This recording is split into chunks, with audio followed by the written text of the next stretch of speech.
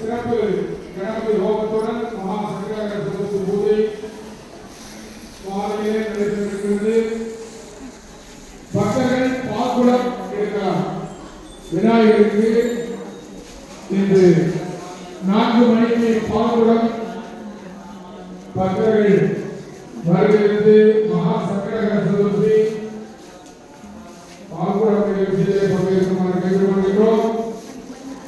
ராகுகால பூஜை மற்றும் சங்கரார சதுர்த்தி கணபதி ஹோமம் ஆகிய சிறப்பு நிகழ்ச்சிகள் இன்று மதியம் துவங்கி நடைபெற இருக்கிறது.